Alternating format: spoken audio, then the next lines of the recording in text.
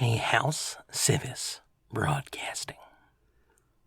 Hello and welcome to today's broadcasting of a Chronicle of Echoes. Today is the 6th of Aerith, 997, and we've got an exciting show for you. I'm your host, Sylas and Alufi. And I'm Alufi Haskell de Sivis. And it is wonderful to be here today in studio. It is unbearably cold out there. I hope everyone is spending their time bundling up and trying to stay as warm as possible. I know the hike up the towers today was just unbearable. I have to agree. Poor Meeps is trying to take care of all of the coats that I had to bring in. It's amazing that he has done that, although I feel as though it may be a little too warm in here. Meeps, would you please, if you would just bring it down a bit? Which is something I really like about the new studio, which we'll talk about in a bit, but those prestidigitation stones are just amazing. They are. They do a lot, and I'm glad to see that we've incorporated a lot more into the studio. This was a very bare-bones operation, but now that we are getting a bigger facility, that'll be something that we touch on later on in the broadcasting.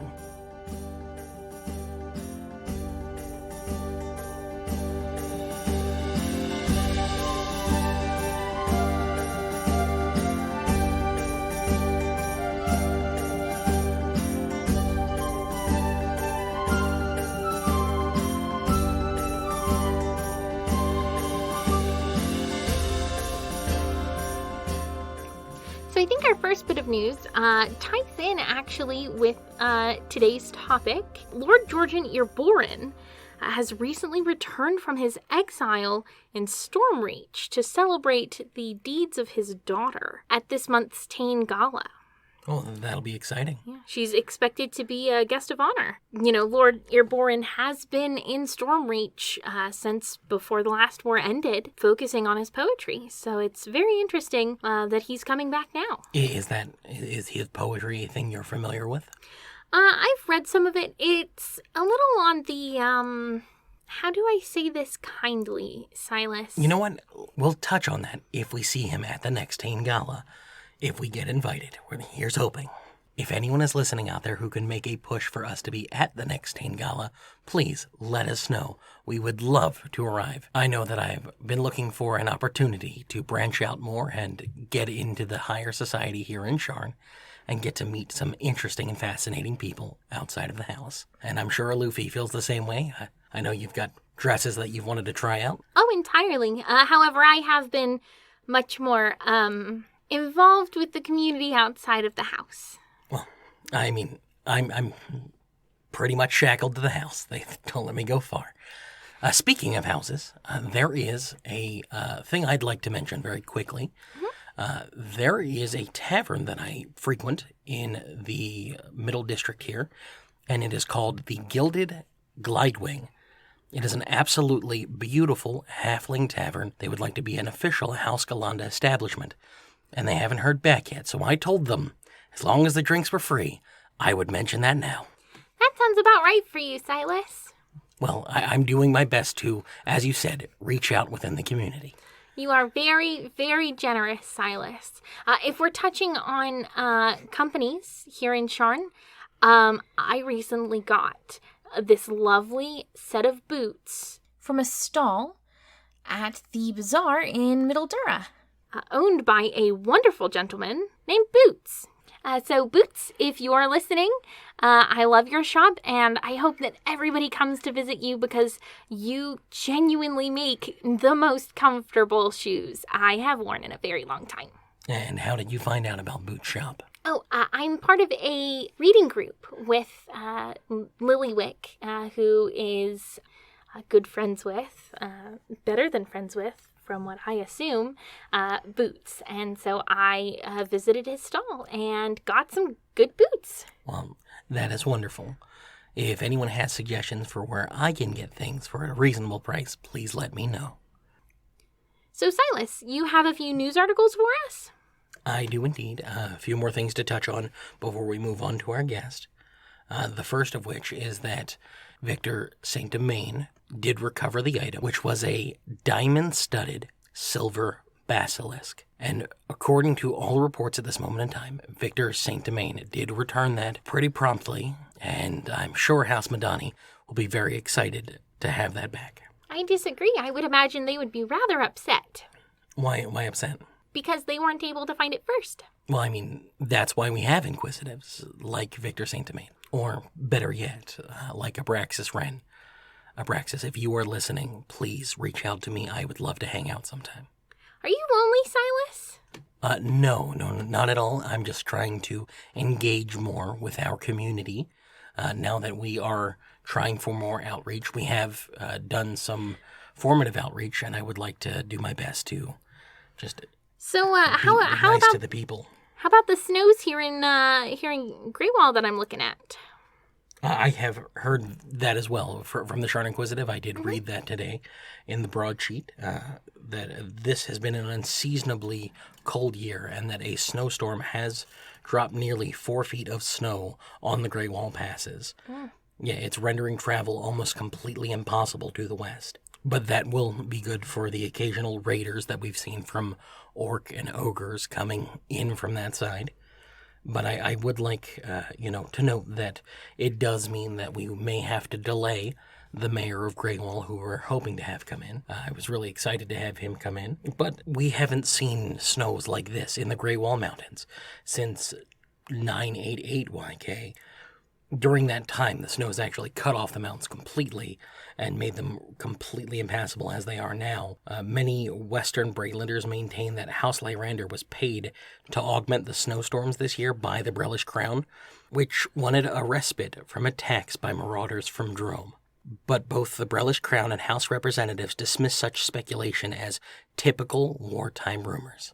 Incursions from Droam, while more sporadic than they were in the last few years during the last war, have been a thorn in the side of Braylon's army's western command recently. So hopefully these snowstorms will make a bit of a difference there. Now, typically, we would have Alufi's Advice Corner, but I just haven't gotten any questions lately. So please remember to send in your questions. Instead of a question, I did get, I'm really excited about this, I did get a comment from somebody who sent in a message earlier. Now it reads, "Thank you, Alufi. I told my boyfriend the truth, and now he's my fiancé." Oh, this is the person... it was our changeling friend, the one who wrote in for advice? Yes. Yes. Perhaps changeling. That just must be how I read the... Because they could have been... Under polymorph. You know what? I didn't even think of that. Yeah. Or... Disguise. There's a lot of options. You're right. Or they might have just been undergoing a transition from male to female. Anyway, she says, "We're getting married in Dravago next year. If it's okay, I want to invite you." Oh, and there's contact details. Signed, Faya, soon-to-be Ircanis. Oh, wow. What a fantastic marriage there. Hopefully we'll get to go. So, Bachelors of Sharn, Alufi's looking for a +1. Oh, I thought it was implied that I would be going with you, as it was I who read the question. Oh. Okay. Sylas, would you like to talk about our new facility? I'd be delighted. So we are moving to a more secure location here in Sharn. We're moving to a bigger facility that'll have many more options for us. We'll get a bigger recording studio so we can have more guests in at a time. We'll also be setting up a special sponsors section of the station so that way people can come on pitching their different products that they have. And then we will have the ability to remotely broadcast that in. And then, of course, also we are looking to expand as well. We're trying some different content, and we are pairing with Kevin Capona at the request of Kevin Capona. He made a sizable donation to the new facility, and we have very few options but to work with him on that project. We are also working with the House Farlian historical players with an exciting new Echoer drama, which I will have some information posted about that next to all of the Echoers. I'd like to get your input on what you think we should do with that. I think we'll go into more detail about the new facility as we move, and we'll do our first broadcast from there in, I believe, 2 weeks' time. Now we'd like to take a moment to thank everybody who's listening in to this evening's Echo. I'd also like to remind everything that it's really easy to get in contact with Sylas, Meeps, or myself should you want to send us a letter or an Alufi's Advice Corner question, anything like that. First, you can always send us a gnome mail at House Sivis @gmail.com. Next, you can go to our special community center at civisechoerstation.com to get more information on our segments, leave comments, and send us messages.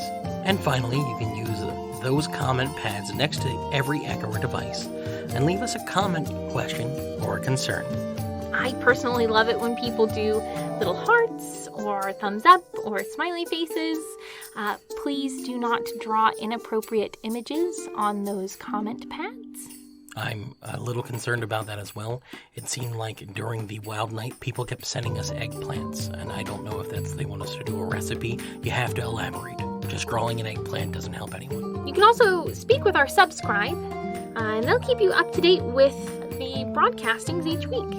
And remember that our subscribe at the end of every evening grabs all of those comments that you have left. They're brought directly to us, and we will read them here. We are also accepting patrons. We have a Patreon account set up through House Kundarak. Citizens of Sharn can donate to keep this show on the air pathways. We'd also like to extend our deep and heartfelt gratitude to our very first patron, Steve C. Thank you so much. Thank you so much, Steve. I have seen that you've reached out in the comments, and we want you to know that you are heard. After this short musical break, we are going to be speaking with Flerentia Maartel, the owner of the Twinkle-in-your-eye studio here in Sharn. Well, that'll be an exciting time.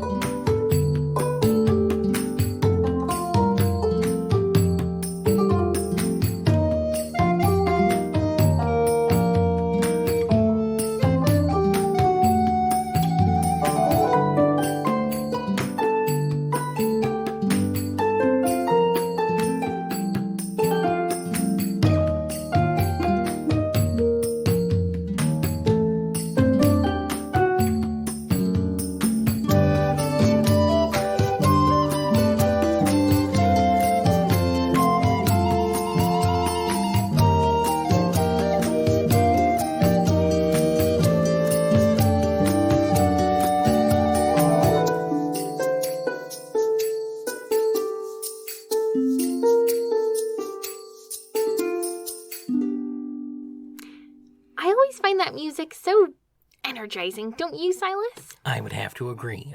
The problem is that it gets stuck in the brain sometimes, and then 3 a.m. I'll just be sitting there going, oh no. I've done that one before.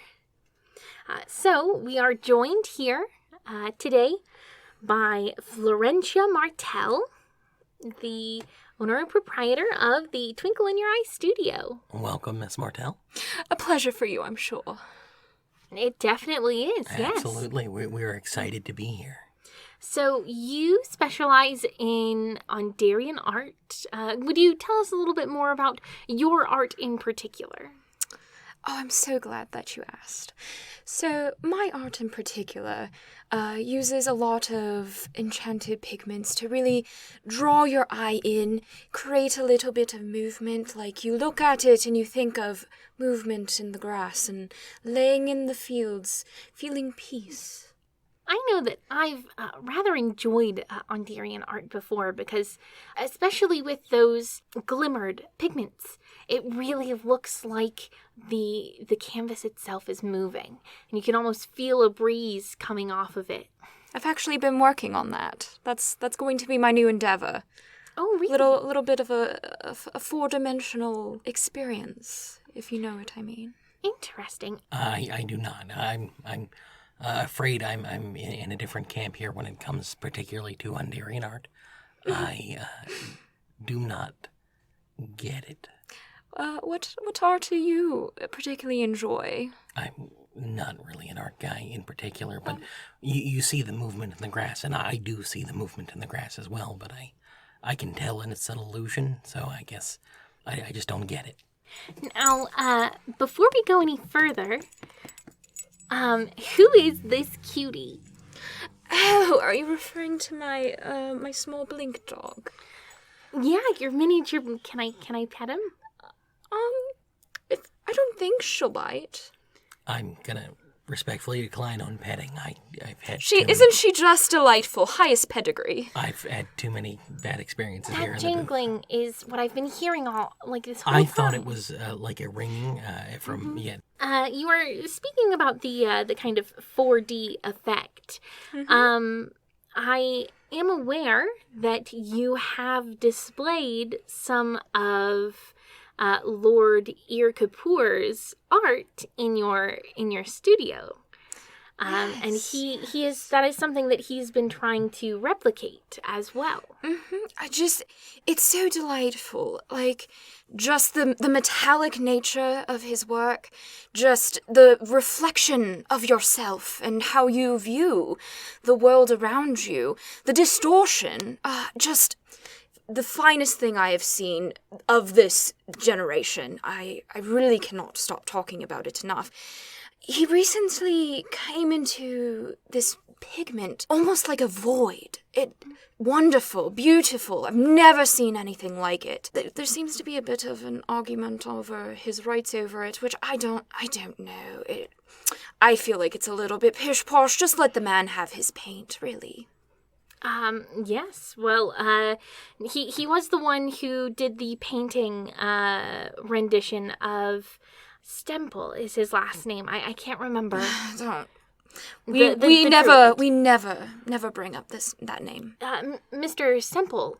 He's the one who does the flower art. He's a druid from the Aldine Reaches. again, I just don't get that one either. You know, that's perfectly fine. You don't need to get that. It's perfectly fine if we just simply not talk about it. It is interesting how they weave the canvas it's not. and the frame all together, and then they interweave They use the their leaves and druid the craft to flowers. make the flowers, and then from far away it looks like a face or a landscape. Everyone says that they can see that. I never get that. But I mean, have you ever looked at them up close? It's just a mess, an absolute mess. If you're going to create something, you want it to be beautiful in all facets. It simply can't be. No.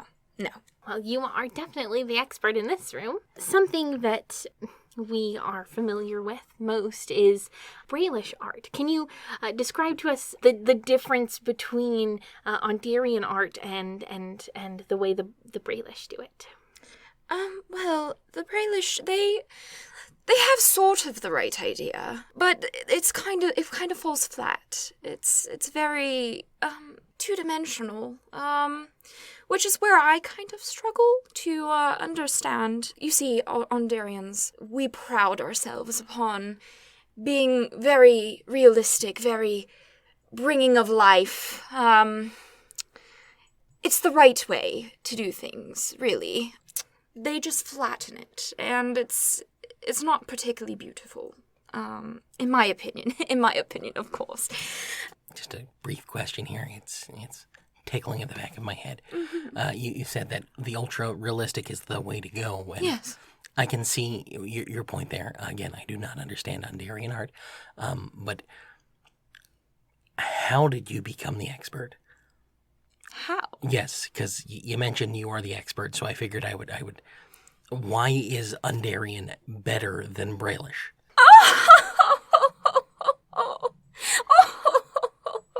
I'm honestly going to pretend. You know what? I'm not even going to pretend. I can't believe you've asked this question, really.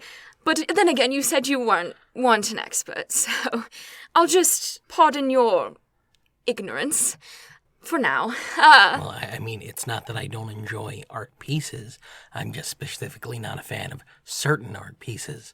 I really enjoy the art of the Talenta Plains. I have a war mask that I have had on my wall in my office for some time.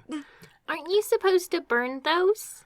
I came into possession of I it. wish. You have somebody's soul on your wall. It was a gift from a friend, and I will not be burning that. How barbaric. Well, then you at least have to acknowledge that Kree is a beautiful art style, and one I absolutely understand. It's not an abstract concept. It's not trying to be too much. It does big, grandiose ideas, whereas I feel like the Undarian, it tries to go too realistic. How else do we experience life? Through obviously the realism.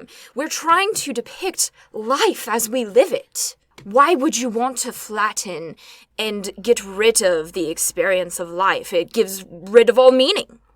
I've already lived life. I can't imagine going through a second time and trying to do it all again. I really enjoy a lot of the more abstract, especially the Kree Flamic, because it presents grandiose images and things that aren't real, and that symbolism is really nice to take in and enjoy. It's not grass. It's not grass.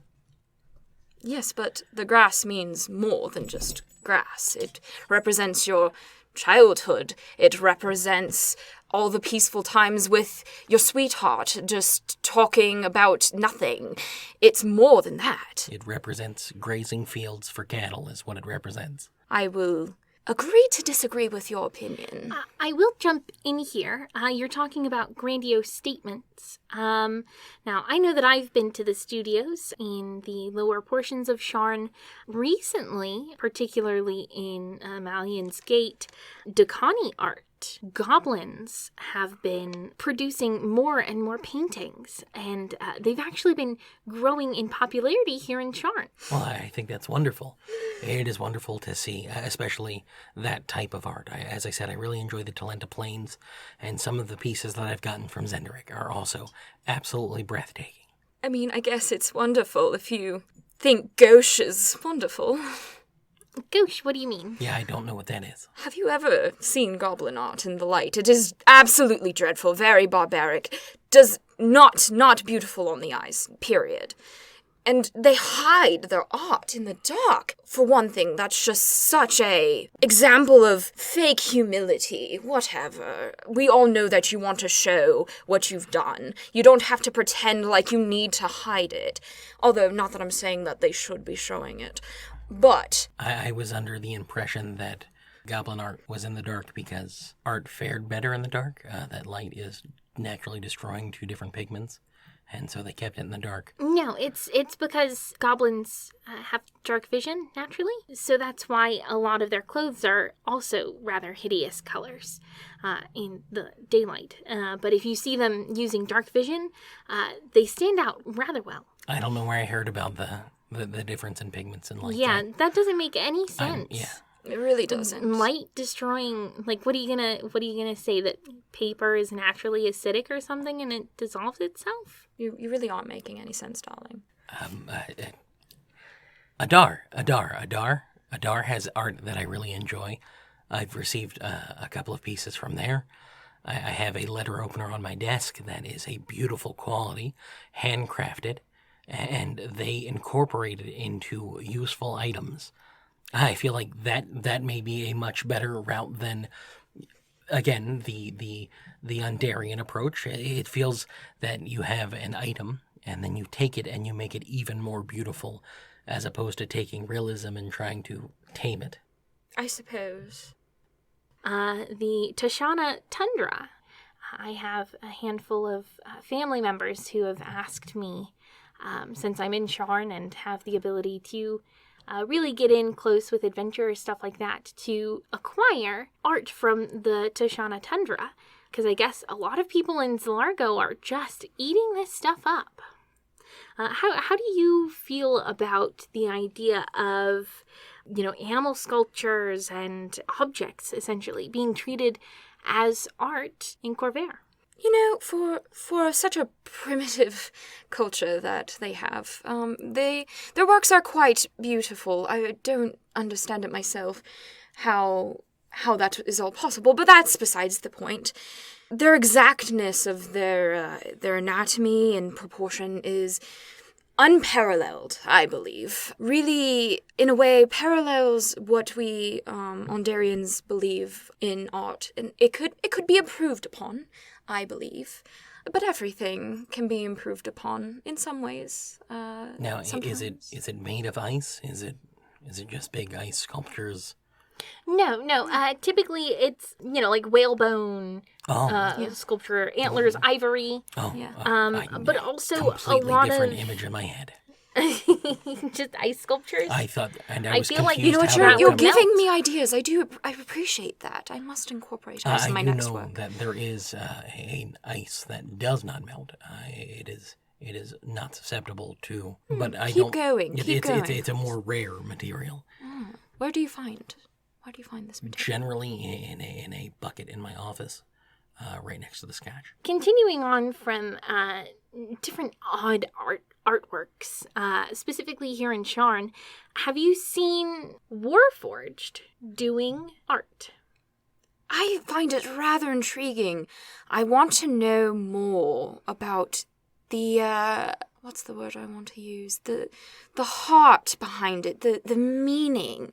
You go and ask a Warforged, and of course they really only give you a straight answer. And I know there has to be more to it. There has to be.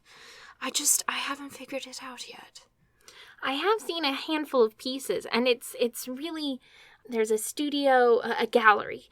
They have a handful of Warforged paintings, and you have something that is very lifelike, almost as if I am actually looking at a real person. You can see the pores on their nose, the sweat from their brow, right next to something that's almost next to something that is more abstract than even Cree Flamic art. And so it's very, very, the two different... I mean, they are a newer race, so they are still yet to come into their own styles. But I'm sure once they realize their full potential, we'll definitely see much more inspiring pieces than even they're bringing out now, really. Well, couldn't it be that the Warforged are inspired and taking influence from the nations that they represented during the last war, as opposed to it being a racial thing? Entirely.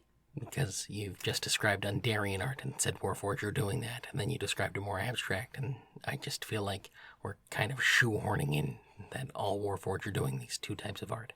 Well, no, I'm just saying that that's typically what I tend to see when I've gone to these different art studios, by myself. Flerentia. So did you spend any time in Stormreach? I know a lot of artists escaped to Stormreach, where the war couldn't touch them nearly as hard, to continue on their arts, similar to Lord Eberron. A little bit. The scene there is very, it's very positive towards artistic growth, but it, didn't sit with me well for too long. It was a little too accepting, in my personal opinion. But I found that as I could just retreat to myself. Now, when you were there in Stormreach and you perused the galleries, was there any particular piece that just absolutely offended you? There's something that you just couldn't stand to look at. Well, there was a piece, very, very gaudy. Just collars everywhere. Splatters, and I don't even understand what the message was behind it, really. It wasn't anything, it just was there. Like somebody just sprayed paint all over a canvas? Essentially. Flerentia Maartel, I would like to thank you so much for being on tonight's Echo. Yes, thank you so much for coming in. Again, I'm sure it was a pleasure for you both. So that's it for tonight's Echo. I hope you all have a wonderful far, and don't forget to listen out for those echoes of hope.